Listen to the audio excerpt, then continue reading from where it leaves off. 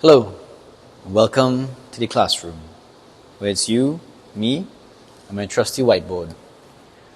A lecture series where I'll be going through matters of the body, mind, heart, and spirit in a way that's easy to understand, and in the hopes that it will help to empower you guys with more information and knowledge. Today is a topic that's very dear and near to my heart. What we're going to be talking about today, it's the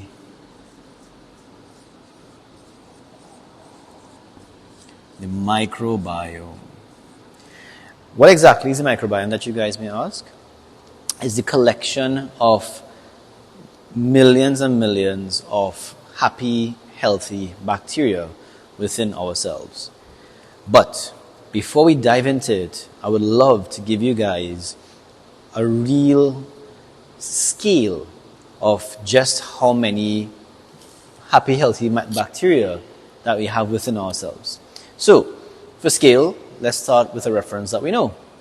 This is the big blue ball that we all happily exist on, called planet Earth.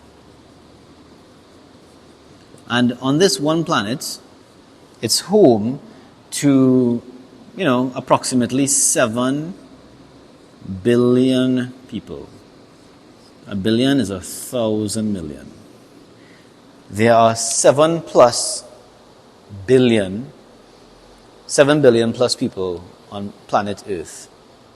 And we all talk about looking after the Earth. We all talk about looking after each other. We are microorganisms when it comes to the scale of the Earth. And there's the Earth can support, is currently supporting around 7 billion of us. So, let me provide my expert drawing here.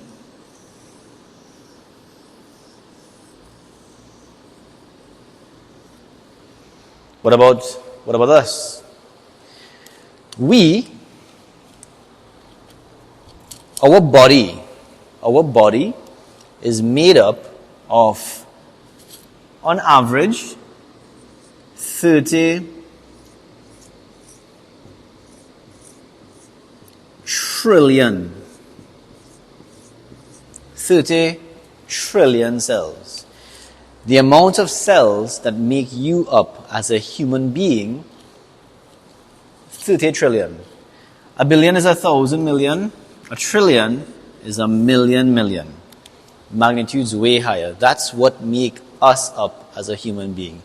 Guys, this is a mind-blowing number of happy, healthy bacteria that make us up. Do you think it's more, or do you think it's less than cells that make us up? Well, here's the surprise, guys.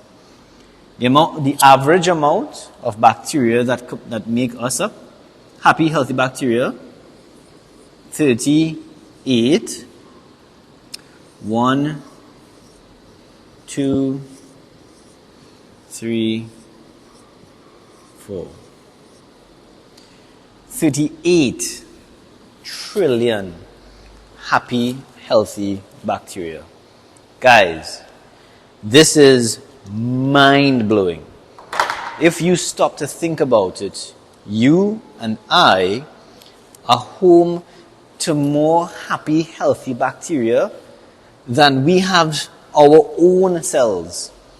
And that might sound a bit hard to compute, but let me put it into perspective. Let's say this is the size of a regular animal cell. That's the nucleus in the middle. This is the size of a bacterial cell. So they're much smaller than us. That's why they can have more cells that make up us. Do you know, for instance, when kids have gripe, or when babies have gripe when they're now born? The reason why is because when we are now born, our gut is sterile. As we come out of the womb, we don't have bacteria in our gut, happy, healthy bacteria in our gut. So as a result of that, as we start to put our hands in our mouths, as we start to breastfeed, and we introduce bacteria into our happy, healthy gut, then they start to colonize it. As a result of that, we get gripe during that colonization process. It's a difficult phase that every single human being has to go through. And let me tell you something, guys. The microbiome is really, really important. There's something called the gut-brain axis that we'll dive into today. But before we get into the meat and potatoes of exactly what the microbiome is, I really wanted to just give a scale and just to show you that the actual cells that make us up as a human being are outnumbered by the cells that make up our microbiome. Now, the vast majority of these bacteria live in our colon. That's the vast majority. Some of them live in our mouths, our esophagus, for instance. But the vast majority of that bacteria live on our colon and some on our skin and whatnot. So, essentially, the takeaway point so far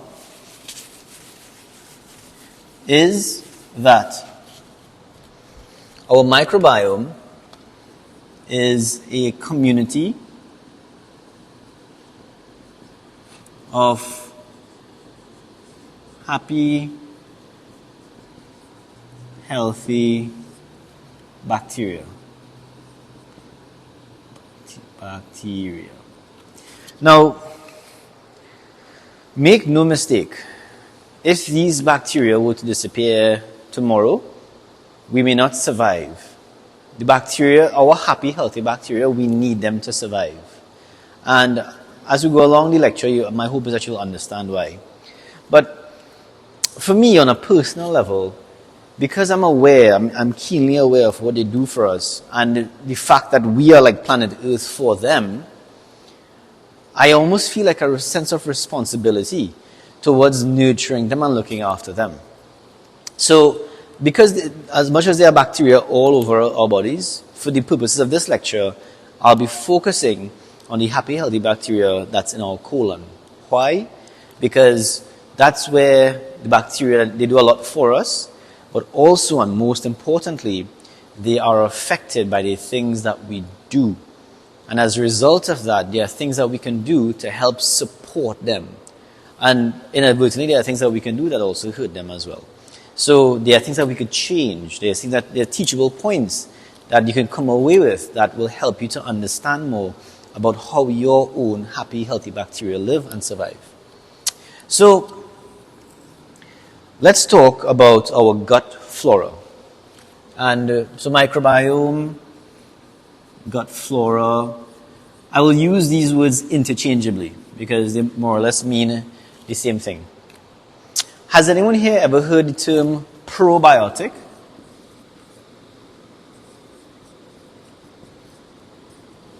Now, a probiotic is really just a happy, healthy bacteria from the outside. So we can take probiotic foods from the outside, or we can take probiotic tablets. I tend to be a little careful about what probiotic brands I choose. What I would suggest, guys, is that if you have to choose a probiotic tablet, make sure that the preparation that you're purchasing is temperature stable. Why? Because these probiotics are live bacteria. They're supposed to be alive. But because we have to import the vast majority of our supplements from abroad, when the bottles of those supplements sit in the Pialco warehouse, unless it's cold stored, unless it's cold shipped, which I'm not sure if they are, then the storage conditions from them would more than likely inactivate or kill a vast majority of the happy, healthy bacteria. So that's why I'm relatively careful about the probiotic tablets that I recommend. We do have a temperature stable preparation in Ishtara, but what I also recommend just as often is having probiotic foods. Now, probiotic foods are anything that's fermented. Why? Because fermentation happens through the action of live active bacteria. So what are some fermented foods? We have kimchi, we have kombucha, we have kefir,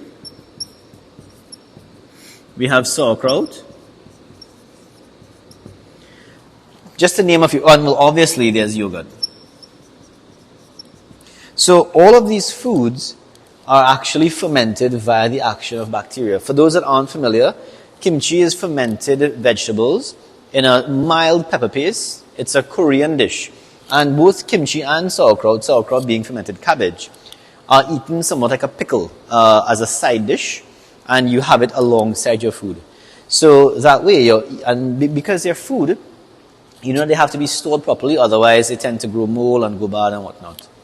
Kombucha and kefir are fermented drinks. Kombucha is fermented black tea, and kefir could be either fermented milk or spring water, either one. And then yogurt, as we all know, is fermented milk.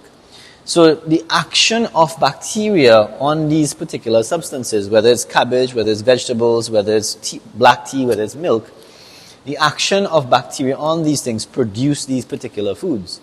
And because these foods are never heated, the bacteria stay alive. So when we consume them, they now go into our colon and live happily ever after.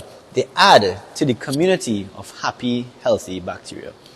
In addition to probiotics, I don't know how many of you all would have heard the term prebiotics. Biotics. Yeah. So a prebiotic is very, very simply food for said happy, healthy bacteria. And there's actually some recent data to suggest that having prebiotics might even be more important than having probiotics. But it's still a sort of burgeoning source of research. So I still recommend having a combination of both. What are the kind of foods that bacteria like to eat? Anything that is, and you guys will love this, they like to eat anything that's slimy. That's what bacteria love to eat. So what are things that are slimy? Sea moss jelly, bananas. But I recommend local bananas, like Mataburo, silk fig, that sort of thing. Eddos, you know how eddos tend to be a little slimy. You must remember okra. You get the idea. Anything that has slime on it, happy, healthy bacteria love to eat those things. What I even suggest, to make a prebiotic drink, all you have to do is cut up roughly about 5 pieces of okras, put it in a pitcher of water, and leave it in your fridge overnight. And in the morning, you take out those okra pieces, and you will be left with a thick, gloopy sort of beverage. Well, it's just water, thick, gloopy water. And you could just drink a glass of that any day. Now, for those people that can't really stomach the sliminess, you can use that slimy water in like a smoothie or something, and if it's a bit more palatable. But your bacteria will feast on that. Your happy, healthy bacteria will feast on that. And Dr. Harry has a very famous saying, you look after your microbiome, you look after your gut flora, and they will look after you. And before we move on to exactly what the gut flora does for us, I want to just mention something called postbiotics. So postbiotics is essentially substances that are produced by the bacteria via the action of fermentation that have been found to be very helpful to our gut as well. So that's also something to consider. I don't really recommend taking postbiotic supplements really, simply because once we have these two on board and things are as they should be, naturally we'll be producing postbiotics, so we don't have to worry about that too much. But in case you ever heard the term, at least now you have an understanding where pre, and postbiotics, what they mean. As compared to antibiotics, which kill bacteria. So, now that we know how to nurture them and look after them, why? What is in it for us, essentially? And the thing is, there is something called the gut-brain axis. And there's a ton of research out there to suggest that our intestines, the bacteria in our intestines, produce a ton of neurochemicals that change and modulate how our brain behaves. So, without getting too much into the biochemistry of it all, I'll give you a couple examples. So, for instance, and this is a statistic that might shock some of you all.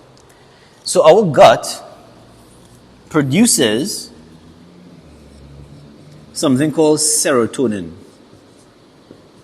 Serotonin is our happy hormone. Whenever we come home from a long day of work and our kid hugs our leg, or whenever, for instance, we get congratulated by someone, whenever we do something nice, and we feel that little happy feeling, that's the action of serotonin. Now here is the crazy statistic. Our gut produces approximately 95% of our body's amount of serotonin. 95%. 95% of our happy hormone is produced by our gut bacteria. You don't nourish your gut, and it will be very, very difficult to be happy. This statistics comes from the American Society of Psychologists. And this has a big, big impact on our brain. And so, for instance, to give you an idea of just how important serotonin is, a lot of antidepressant medications, a very common class of them are called SSRIs, selective serotonin reuptake inhibitors. So essentially, how these drugs work is that they prevent your serotonin from being reabsorbed, and whatever little serotonin you have left sticks around longer. But one of the ways in which I look after my patients who are having a difficult time and low mood is I say to them, hey, make sure and nourish your gut. Let's augment the source. Let's support the source of your serotonin, and as a result of that, your mood improves. Sometimes you might have some probiotics, or you could even have some prebiotics. Just a note on prebiotics that I forgot to say. Sometimes when we first start to take prebiotics, or even probiotics, sometimes we could get a little upset stomach, a little gassiness, a little bloatiness. That's okay, that's just things changing there, and that should settle down within a couple of days to a week's time. So, the gut-brain axis. One of the other things that our gut produces is a super, super important neurotransmitter called Gaba. Gaba is an acronym for gamma-aminobutyric acid. Gaba is fine.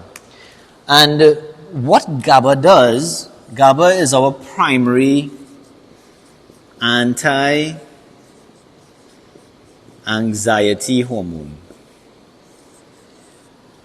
In a time where things are so difficult, in a time when things are so tense, and everyone is anxious, what we can do to help support our sense of peace and serenity and combat anxiety and anxiousness is by feeding our gut.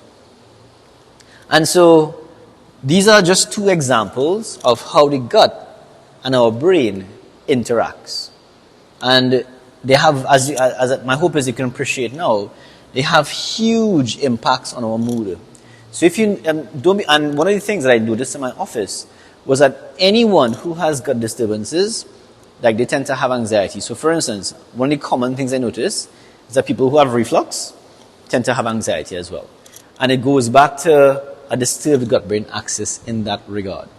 So talk to your doctor about perhaps supporting your gut in order to help with your serotonin and your GABA levels, helping with your happiness, and helping with your anxiety.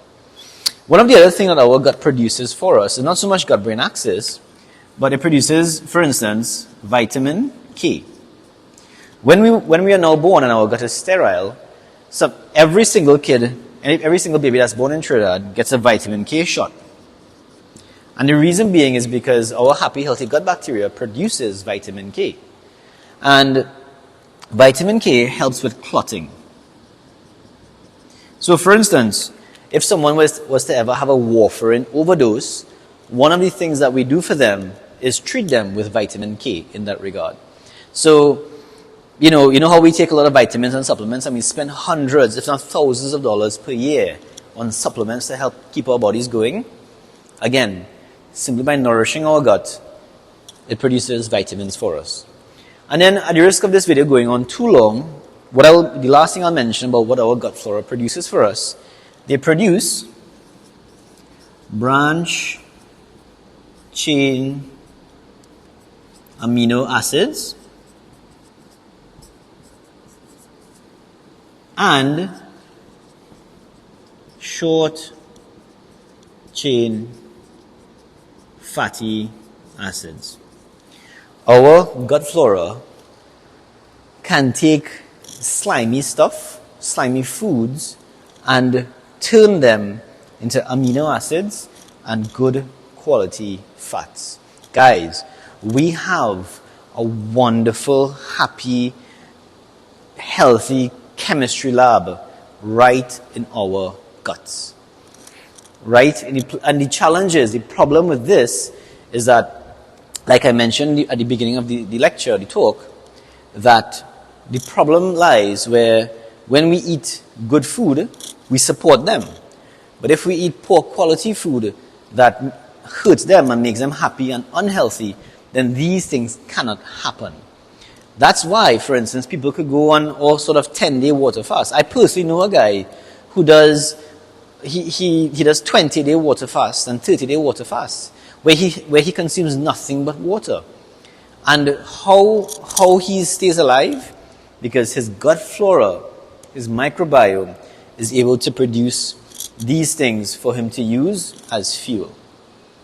So, my hope is that in delivering today's lecture, you will have a keener understanding of exactly what the word microbiome means, or gut flora, which is the community of happy, healthy bacteria. How do we support them? And exactly in supporting them, if we spend the time and we take the effort to support them, exactly what benefits can we get from them? So, hopefully I hit those objectives. And, well, I hope you enjoyed today's class. And I'll catch you guys in the next classroom. All the best.